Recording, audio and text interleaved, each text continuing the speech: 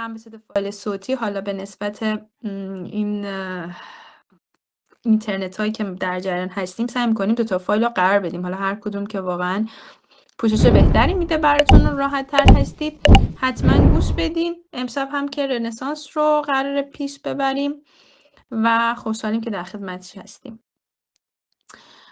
Okay, Mohammed Taha, the floor is yours. Thank you so much. Thank you. Thank all of you for being here. It's really a lovely journey throughout literature. So let's begin without further ado, because we have little time, but a lot of literature to talk about. So back then, in the previous sessions, we had the talk about the medieval literature and ancient classical literature. But from now on, we have the time of English Renaissance to new classicism. So what is the difference between the Renaissance literature and the Middle Age literature? So we can see that most of the medieval literature were religious themed, and they are more related to Latin to compared to other languages, even the national languages that the country speaks. But from the Renaissance literature, from the Renaissance period, it begins a new kind of secularization of language. So at the time of Chaucer, we had Middle English as being the national language, being spoken, written, and even create literature with. So from this period on, we call it the early modern period. So from the early modern period, we use a form of language we call early modern English. So at this time period, at the Renaissance, most countries at that time started using their original national language, the vernacular language. So let's have a discussion about the new literary forms that were founded at this time period. For example, the sonnet, it came from the Italian literary tradition. It is a short lyrical poem. It is often about love. We have examples of Petrarch as the one being the master of this form, and Sidney and Shakespeare being the one of the two having sonnet sequences about love. So in this time period, why we call it the early modern? Because many genres, many forms were that we call the modern forms were founded or created at this time. For example, the modern essay form, it was developed by Montaigne, I think it's France, and it is by his work, The Essays, and he brought this kind of form. So for another example, Miguel de Cervantes in, I think, Italy or France, I don't remember, but he brought a new kind of literary form. We call that the novel, and he's a modern form. So many new forms were created in this time period, from the Renaissance to classical, new classical England. So we have a certain transformations inside of Europe and especially England. These transformations are uh, came into different forms. For example, religious, existential, and even national. So, with the religious form, started with Martin Luther with his theses, and the existential is with the rise of Renaissance humanism, with the Petrarch, the one that we call the father of humanism. And the national identity that the people had in England was risen with the Tudor dynasty, with the Henry VII and the Henry VIII. So let's start with the first transformation of Europe and especially England. It is the writings of Martin Luther at the time of 1570, I think 17. Yeah. So at this time period, he wrote down 95 theses, and they said that the church is corrupt, the penance salvation has become a profitable business, and because of the control of interpretation of the text or the holy text. People don't have their own interpretation of what is life, what is meaning, what is God. So it was highly controlled by the Roman Catholic Church. So he brought down two kinds of philosophies with his theses, and that was the sole scripture, means that we need only the scripture, the holy scripture, the Bible, as the main object that we derive meaning from. We don't need an intermediary, a third party to translate it to us, because at that time the Bible was written down in Latin. And the only people that knew Latin was the clergy. So the common people didn't know how to read the Bible. So these came with the rise of a new kind of a religious identity that we see in different kind of philosophies. For example, John Calvin brought Calvinism with him. Luther brought Lutheranism with him, and Henry VIII brings Anglicanism inside the England. So there is a multiple influences of the rise of Protestantism against the Roman Catholic Church. And one of these that affected England was the translation of the Bible into English by John Wycliffe. And this kind of text was a form of pretext for King James Bible at the time of James the First of England. So we have the Renaissance humanism. It is the heart of everything that we know about the Renaissance, because Renaissance object, heart, or you can say concept, is made with this humanism.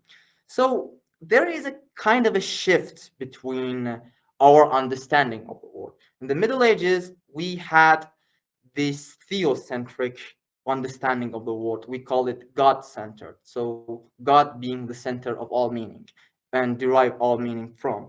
But into the rise of humanism, we have the anthropocentrism, which means man centered, which means that literature and even arts and different kind of science observation has become more humane about the subject, became the human himself.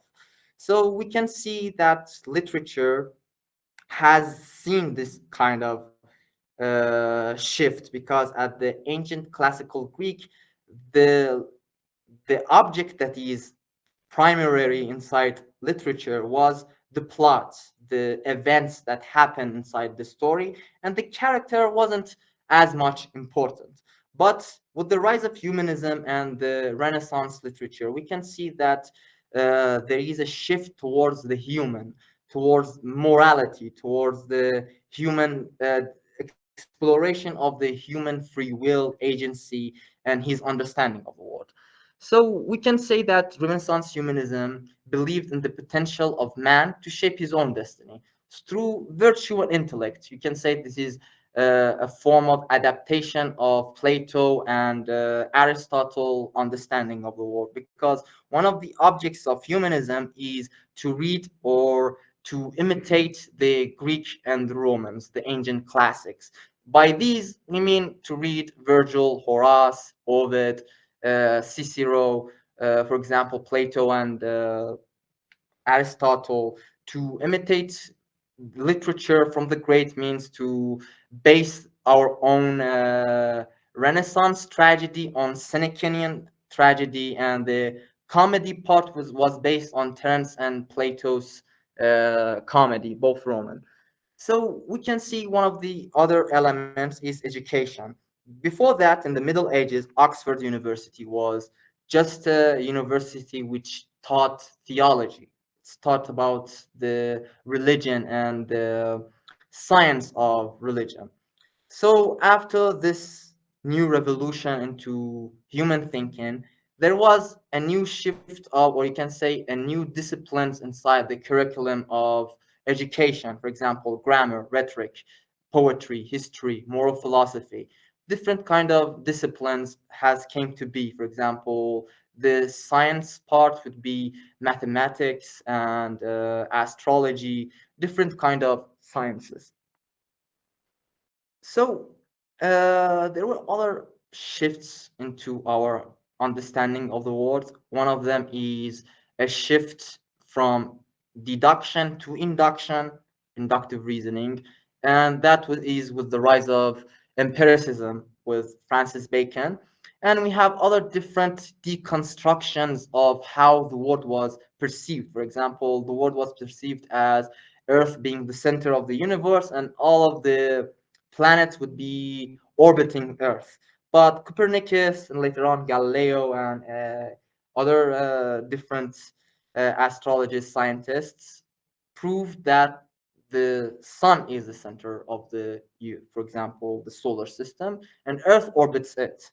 So this is our different kinds of deconstruction of thoughts to make us doubt what we already knew. So we can say that one of the themes inside from the Renaissance to new classicism is pessimism, and for example, doubt about what it's being presented to us. So Petrarch is one of the three main figures of Italian Renaissance, alongside Dante and Giovanni Boccaccio. Petrarch was known to be the father of humanism, and he is one of the masters of the sonnet, Italian sonnet, because the sonnet was developed in the Sicilian tradition. Then Petrarch mastered it and perfected the form. So we have his work, the Songbook. Uh, this man influenced many uh, artists, writers, humanists, alongside someone called Erasmus, a Dutch, which was a friend of Thomas More inside England. And Erasmus has kind of amalgamated theological thinking, for example, religion and Christian ideology, with humanistic thinking or humanism. And he created something that we call religious humanism. And it is later adapted with Sir Thomas More, very famous figure inside England, and he was a clergy, member of clergy, but he had differences with Henry VIII because Henry VIII had made a divide with the Roman Catholic Church, and he put himself as the head of the English Church. And Sir Thomas More disagreed with this notion, and ultimately he was executed because of his beliefs. The Tudors had a love for unaliving people when they had different opinions with them. Sir Thomas More was influenced by humanism and Christian thought. He wrote Utopia, which is a place where there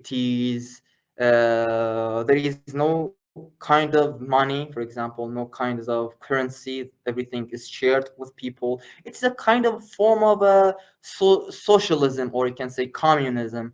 This utopia of his, and there is a certain ideology of that people that govern them should be based on reason, not based on superstition, or you can say uh, extreme religious thought. He advocated for secular thinking. So there are many new things were added to English literature. For example, new subjects came to be, the human became a new subject, and it was also dependent on his emotion, love, for example, his ambitions, inner conflict, virtue, vice, different kinds of inner human identity.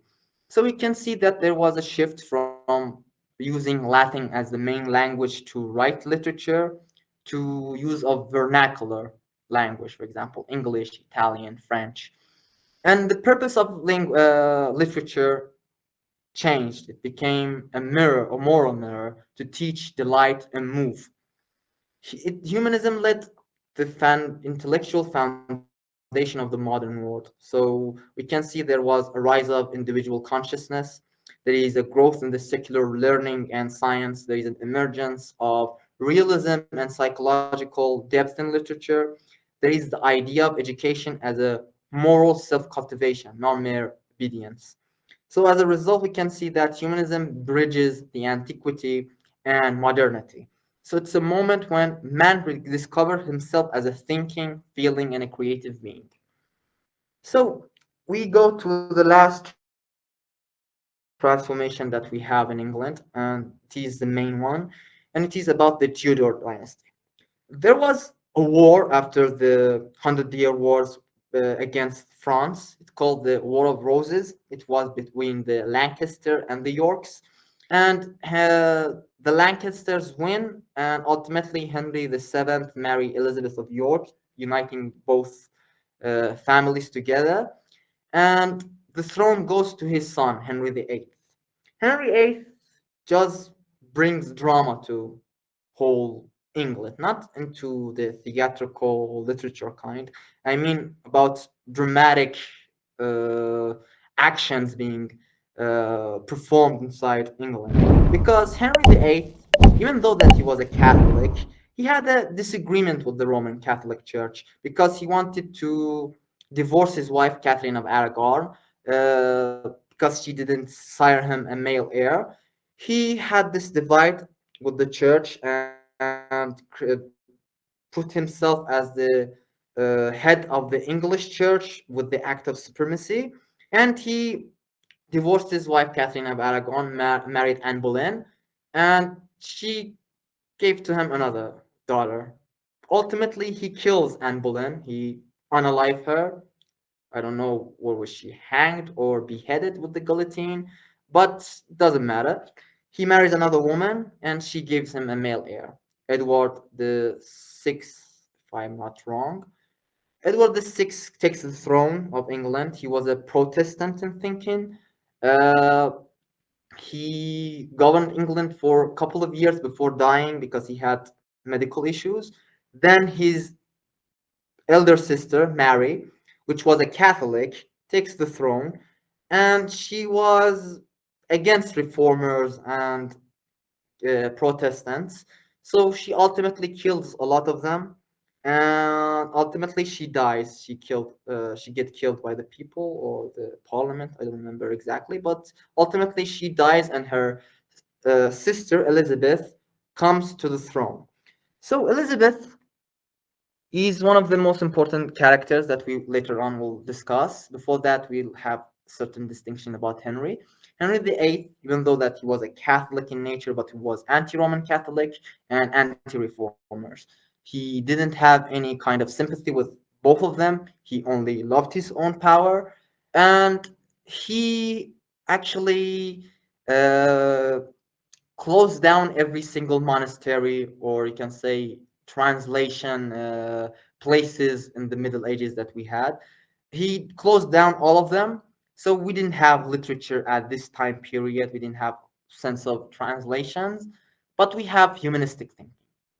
So we have Sir Thomas White. Sir Thomas White was a I don't remember was he was a counselor to Henry VIII exactly, but he was a politician or someone who was in the court. He had an average love to Anne Boleyn, even though that she was the wife of the king. He had a sense of lust towards her. And his poem, "Whose List to Hunt," is a poem that describes her as being untouchable. So we have Sir Thomas White and the other one, Henry Howard, or known as Earl of Surrey, works as diplomats for the English court. They go to Italy and they get introduced to Petrarch and his sonnets. So Sir Thomas White translates his works to English, and in turn he brings the style and structure and form of the sonnet into English. But it wasn't perfected yet, but he brings it inside English, and we have the sonnet form inside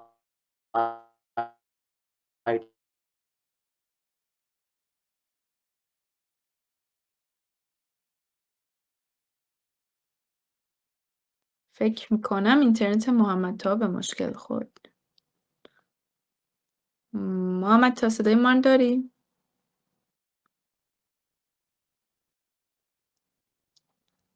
Is it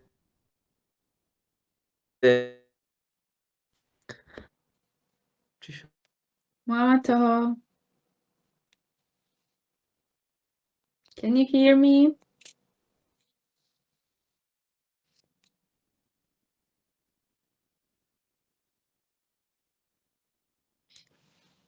اوکی، از نوع لباس پوشیدنم مشخصه اینجا سرده. آره باید بگم واقعا سرده اینجا.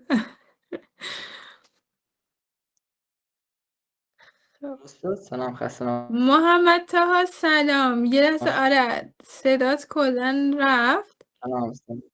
اگر میدونی که اینترنتت به مشکل برمیخوره میخوای پاورپوینت رو برای آره من اینترنتم بفرست. تمام شد، گذاشتمش روی سیم کارت دیگه. آها اوکی من نه گفتم من اگر اینترنتم فکر کنم تمام خب شده بود، یه وصل کردم به اینترنت دیگه. اوکی میگم هستش. تا کجا بود قبل اینکه قطع بشه؟ الان باز یه لحظه دیگه قطع شدی. قطع شد یه بار دیگه. الان دارمت. الان صداتو دارم. الان درست شد؟ بله بر بچه ها اوکی هستش؟ لایک یک نشانه. خب پس اوکیه. مرسی پارسا. اوکی. بخشید تا کجا بودم قبل اینکه قطع شد؟ سر تامس وایت و هنری هاورد رو شنیدید؟ فکر کنم این هوورد رو یه بار دیگه آره از اول همین هوورد توضیح بدی اوکی باشه. Okay. So we already said that he brought the Italian sonnet to English, and Henry Howard, he restructured this English,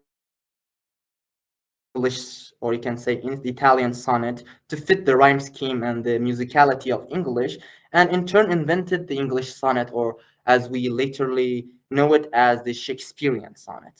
So beside the English sonnet, he invented another form called the unrhymed iambic pentameter, which is the blank verse, and it was later on used for drama and plays.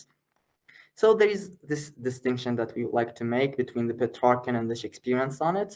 Both are 14 lines, iambic pentameters, but the difference that the Petrarchan sonnet is composed of two stanzas, an octave and a set. Eight lines and 6 lines. But the Shakespearean sonnet is composed of 3 quatrains, 4 lines, and it ends with a couplet, a conclusion or a resolution. So we already Elizabeth, but with the rise of Elizabeth as the monarch of England, she transformed all of the national identity, the arts, the literature of that era to fit this understanding of humanism and even how art and literature was conceived. So we can say that she was one of the major patrons of literature. And in turn, she gave rise to the golden age of England. So with Queen Elizabeth at her time, there were multiple poets, or you can say critics, like Sir Philip Sidney. Sir Philip Sidney was both a poet and a critic. His work called Astrophel and Stella, Star and Star Lover, is a sonnet sequence, multiple sonnets, but they are composed in one book but have one subject, Stella as the one he is composing the poem for her. So his other work called An Apology for Poetry, which is a treatise for how poetry was perceived at that era. And it is a kind of adaptation of the 3 figures of Plato, Aristotle, and Horace to fit the modern, or you can say, the Renaissance audience.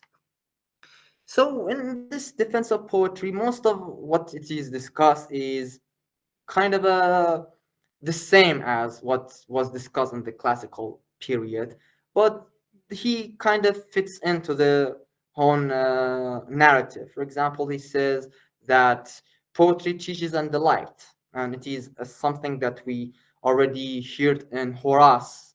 And the poet's imagination can perfect nature. Poetic truth is higher than historical fact. He makes a distinction between the poet, the philosopher, and the historian. And he says that the poet does give us facts and events better than the historian and the philosopher. So a poet is a maker, not just an imitator of reality. He's someone who creates new realities. And so ultimately, he is writing a defense for poetry as being instructive, imaginative, and socially necessary. So you can see that there is a change and about how Plato originally thought. So now there is a both values to both the emotion and for reason, or you can say both the instructive and the entertaining elements. So there are some aesthetic principles of the Renaissance in art and literature. There is harmony and proportion. There is beauty that reflects cosmic and moral order. There is unity and form of content. There is imitation and innovation. There is the dignity of man, being man as a microcosm and reflecting the divine order. We'll talk about the great chain of being later. Learning and virtue. So the ideal is artist scholar. So you can see this word already been used in Plato's terms, philosopher poets. So it is kind of adaptation of what people thought in classicals into a new audience. So we have this great chain of being, and it is like thematically connected to literature of the Renaissance and New Classicism, and even the thought process of how the world was perceived. At the top, we see God being the ultimate source of meaning. Then we have the archangels, the angels. Then we have kings and men. We have the commoners as being the other element compromising humans. We have the animals, plants. Then we have things that are not living, like stone, and ultimately the demons and hell. So, beside this, you can see that there are multiple tragedies when characters disturb this divine order. For example, kings dividing their own kingdom, giving their own authority, they ultimately fall from grace, like Lear. So we have Edmund Spencer. He was, I don't know what he was exactly, a Protestant or a Puritan, but he has a kind of a religious thinking. I think he was a Protestant because in his work Fairy Queen there is a certain what we call paradox between the Protestant ideology and the Catholic corrupt ideology. So his work, The Fairy Queen, is composed to honor the Queen of England, Elizabeth I. So the Fairy Queen is uh, Queen Elizabeth, and all he geniusly, how I say, mix three kinds of modes of poetry. One is the epic form, as the Fairy Queen being an epic. The other one is allegory, and the third one is the medieval romance. He brings knights to fit the description of this epic. The characters are seen as knights, and every character allegorically symbolizes a virtue or a vice. And he has Amorati, I think it's a sonnet sequence, and Epithemelian, I think it's a hymn for his own marriage. The Shepherd Calendar is a pastoral poem. There was a certain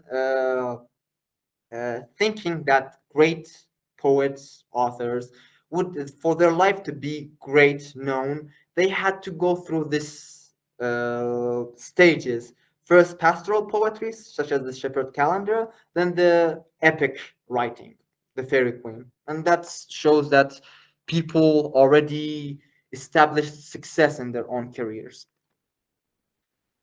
One of the major figures in Renaissance is Christopher Marlowe. Christopher Marlowe was a contemporary of Shakespeare, and he's one of the figures that kind of adapted the blank verse for drama. And he it is the beginning of humanistic outlook about life in literature. You can see that you can see that events have happened to characters inside the tragedies. What's the flaws, that we can say errors that make tragic figures fall? It's their own the traits, their own moralistic behaviors. It's not because of determinism, not because of fate, not because of God wanted to make that happen. So, in a form, humans have their own agency in what they do. And we can see that in his work, Dr. Faustus. And we can see that he had the agency, Dr. Faustus had the agency to repent, to accept salvation, and to not go through he witchcraft and satanic rituals, but he ultimately doesn't repent and he dies and dragged to hell. It is a form of showing that there are consequences for the actions of humans. There is a work called The Passionate Shepherd to His Love. It's a pastoral poem. There is another person called Sir Walter Raleigh, I think. Raleigh, I think. He wrote uh, what we called another poem that answers this poem. It's called The Nymph Reply to the Passionate Shepherd. This is a form of dispatch to the whole ideology, because the passionate shepherd does uh, say for his love to come live with him in a place of, I don't know, rural life, and to leave everything, our problems, our life, forget what problems life does have, and just come and live with me. And the nymph reply is a form of a realistic argument towards Christopher Marlowe. So we all know this figure, William Shakespeare. He is the most famous English literature writer. His works is too much. I think there is a 39 plays and 154 sonnets sequences, not sequences, 154 sonnets which comprise his sonnet sequence. The tragedies at his early life, we can see Macbeth, we have Othello, King Lear, uh, Hamlet, different kind of tragedies. But in this form, because William Shakespeare has a he was different than the classic where they said we don't mix comedy and tragedy. In his tragedy, there is a sense of comic relief inside, and we can see it's the disturb this continuity of tragic events. And for comedies, his most famous tragic comedies, there is a sense of a subplot which is a tragic. So we can see that in his tragic comedies there are two plots. One is ends in marriage, and another one there is some certain figures, noble figures, fall from grace and they have a tragic life. And we had his early works, chronicles, or you can say history plays, because most of the writers of that period, because they didn't have a sense of autonomy, because they had to be patroned by aristocracy. So mostly they wrote works about the aristocracy, immortalize them. So chronicles such as Henry the Fourth, Henry the Fifth, Edward III, different kind of history plays that Shakespeare wrote for the aristocracy uh, audience. He had a narrative poem, I think, The Rape of Lucrece. Yeah. So we can see that William Shakespeare had a corpus of works. So after Elizabeth dies, her what we call, there was a woman that Elizabeth killed called Mary of Scots. She was the mother of this figure, James VI of Scotland. But when he became the English king, he became James I. And he was the founder of the Jacobean period, because James is Jacob inside Latin, so Jacobean period. He was the first Stuart king. He started the Stuart dynasty, and King James Bible was composed and written down at that time period. So we have writers, or you can say poets, such as John Donne. John Donne was a metaphysical poet. He didn't exactly call himself metaphysical. It was a term coined by poets of the time of Samuel Johnson. He called them metaphysical poets.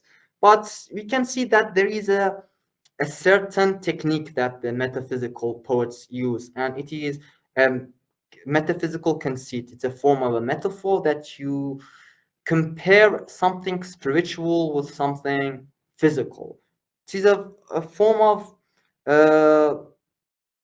there is a sense of difference, a lot of difference between these two uh, objects being compared. For example, we have the flea, one of his most famous works. He has his argument saying that this flea is you and me to his love. And he says that this flea has both my blood and your blood, and together they compromise our love. The flea is both the marriage bed and the marriage temple of our relationship. And by her killing the flea, she did three sins. She killed him, she killed herself, and killed the flea. And this is a certain reference you can see inside metaphysical poets, and it's about religion. When you see multiple times three being mentioned as the Trinity, so you can see that there is a sense of comparison of religion towards physicality of grotesque flea blood and us. You can see a lot of such conceits inside metaphysical poets, and he had a sonnet sequence called the Holly Sonnets. There are other different metaphysical poets. They're famous ones, Andrew Marvell and George Herbert. Andrew Marvell's work was called the To His Coy Mistress, and George Herbert's work, uh, the altar, the Easter wings, Easter, different kind of works. We call that devotional poetry. And one of his works, the altar, is a visual poetry. As you can see, it's the whole structure of the poem is shown to be like an altar. So we have this figure, Ben Jonson, the one who brought the comedy of humors, and he had different works. He was a comedy satirist. He wrote also masques for the court and also comedy of humors, such as Every Man in His Humor, Every Man Out of His Humor. Volpone and the Alchemist are satirical comedies, and masques are masquerade balls or bal masque in French. There are forms of courtly festive, and you can see some sort of performance being made. Then after uh, James the First dies, and there was a certain tension between the Protestant, Catholics, Puritans, and different kind of religious groups. At the time of Charles the First, it's mostly very extreme. It ultimately goes into a civil war, and in this civil war, ultimately the king get killed by the people. At this time period, we had different kind of poetry. For example, we had the metaphysical poetry, we had the cavalier poets. We were uh, people about that were with the king, with Charles the First, and we had other different kind of poets who were against the king, and they were parliamentaries or the roundabouts. John Milton just shows the ending of this period, even though his work Paradise Lost just goes into the Restoration period, but it was written down into the time of the Caroline period. Paradise Lost, an epic poem, it is about the fall of Adam and Eve from hell, and it actually centers the character of Satan, Lucifer, as the main figure, and it shows his rebellion into his fall and becoming king of hell. And we see this period having different conflicts. At the end, when Charles the First dies, Oliver Cromwell becomes Lord Protector of England, and the Parliament and the what they call the Puritan Integrinum, which makes all of laws of England Puritan based, and there was a silence of uh, theater. There wasn't any theater anymore at this time, at the time of the Commonwealth period. But there was poetry, such as the metaphysical poetry, which was about religion, and, for example, John Milton's poetry. But the Restoration, it ended, not ended, it began with the death of Cromwell.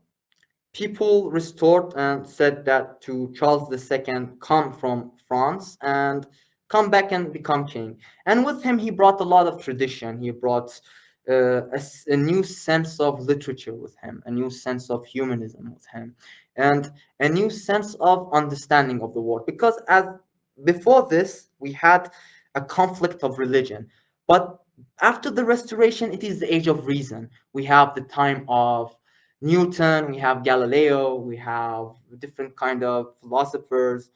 So we can see that science has become persuasive, and the secular understanding of the world was becoming something like a main thing inside literature. So we can see Restoration brought with it new classicism, and it was a return to classical principles. So not just Plato and Aristotle understanding, not just literature. It's all about how they perceived the world and how they educated. So they brought education with them, because at that time Aristotle uh, divided the disciplines. He made all of the knowledge into branches of science. Before it was all philosophy. After Aristotle, it became astrology, mathematics, for example, rhetoric, different kind of branches. So it was a rise of modern science. Thinkers sought certainty not in faith or tradition, but in reason, observation, and universal principles. So we have Charles II as the King of England coming back to reclaim the throne. And with him, it was the time of new classicism, and it is had brought this object of order and harmony, imitation of the universal truth, not individual fancy, because the Renaissance was too much into appearances, too much into what we call burlesque, I think. I don't remember the exact Baruch. Yeah, different kind of stuff being at the same time. So appearances was against the thought process of classicists. So they went back to order, clarity, to propriety. It brought decorum with them, and a new sense of didacticism, being to be instructive literature is, and imitation of classics, how classics imitated reality. So they imitated the classicals, and the classicals imitated nature. And so we can see in Alexander Pope, when he say imitate nature, he means to imitate the ancients, because the ancients imitated nature and reality. So there's a control of emotion by reason, and there was an intellectual shift between from Renaissance to Neoclassicism. Man was creative, emotional, and virtuous, but in Neoclassicism it was man as rational, social, moral.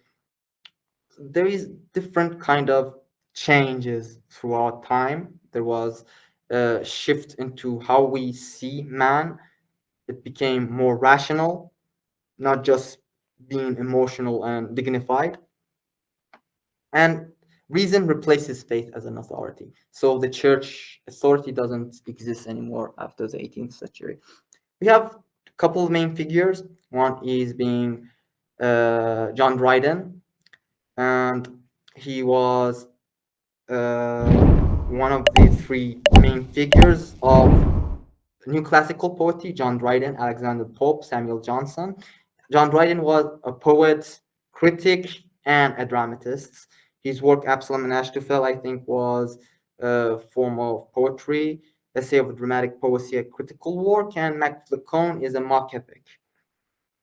So we have Alexander Pope. He brought these two works, Essay on Man and Essay on Criticism. And as you can see, essay shows a new understanding of what was perceived before. It is about the form content unity, and that form and content can change. For example, both of these works, Essay on Man and Essay on Criticism, are poems because they're written in verse. But the content is essay. It is a form of treatise about poetry. It is a form of defense, like essay of dramatic poesy, or an apology of poetry, or Aristotle's Poetics. The Dunisayad being a poem, and the Rape of the Lock, a mock epic of massive genius from Alexander Pope. We have the last figure, Samuel Johnson. He wrote Preface to Shakespeare. Shakespeare is famous because Samuel Johnson made Shakespeare famous. He reread the Shakespeare plays and he reintroduced them to the new classical audience. And he had different kind of historical biographical works about poets, and he also famously known as the writer of the English dictionary. But with this period, we have a rise of a new kind of form that we call the novel. So the novel adapts its form and structure from earlier writings that we call the travel logs and exploration journals. These came from the age of exploration where people, England, Europe, had just discovered that the world is not just Europe. They saw a new possible world, new land, new people. So these forms of writing was famously attractive to the populace. So they read it and they loved it. So they adapted this prose writing into what we call now as a novel. Daniel Defoe, one of the first novelists, wrote The Robinson Crusoe and Moll Flanders. We have Jonathan Swift, a major satirist and a novelist. He wrote these two works, major works, Gulliver Travels, which is, I think, was three or four books, three, four journeys, and The Modest Proposal about, it is a satire about the English people.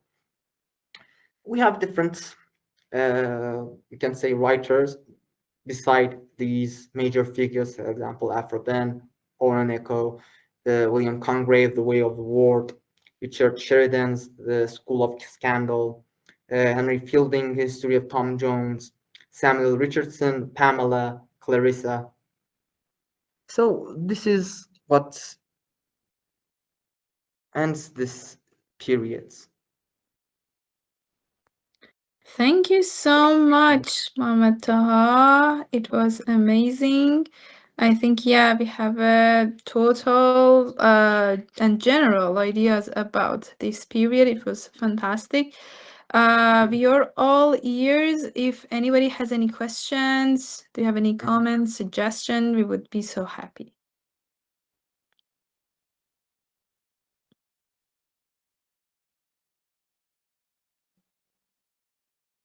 Give me some feedbacks.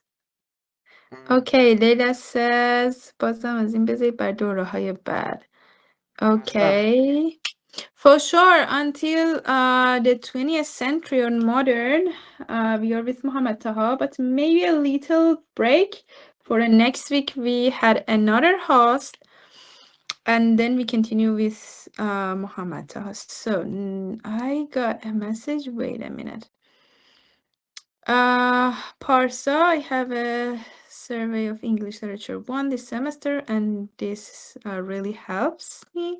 Okay, we're Really so glad it happy. helped. Yeah, we're so appreciative about that you enjoyed. And Leila says magical realism. Think Well, about it, Mama Taha, to talk about the Well, magic. magic realism, if we want to talk about it, we need to talk about it in the subject of post-colonialism because it's highly related to the subject. And we'll put this kind of meeting in later on. Yeah, it would be a good comment and a suggestion. Another feedback, what's the name of YouTube channel, Fatima? Mohammed, did you mention something about the YouTube channel? No, I think you mentioned about the meetings being saved. Yeah. Yes, I just say that we have both link as a video one that we uploaded into YouTube, and you can, after each session, you can see that I put two links. One is for the video in YouTube. The other one is like a MP4, we can say, or a just voice record of the session. It's really up to you which one did you prefer to hear or watch, because we know about the really bad internet traffic, so we prefer to do it both online, and it would be much more easier accessible for each one of you. What else? Okay, Leila says I'm waiting. Yeah, for sure. We continue with Muhammad, Taha, Fatima, thank you. You're welcome. If you have any other question, it's okay. Thank you also, Parsa, and everyone. Yeah, that's we are so happy to not see you, but having all of you here, it would be a big honor and pleasure for all of us. Thank you, first of all, from Mohammed, Taha, that I know it's a really hard working. Each week you are preparing something, but it would be so pleasurable, and we are appreciated. Thank you. Thank you. By the way, I hope a really nice night for all of you, and maybe evening for me. Anyway, hope to see you next week. خدا نگهدارم. Bye bye. Goodbye.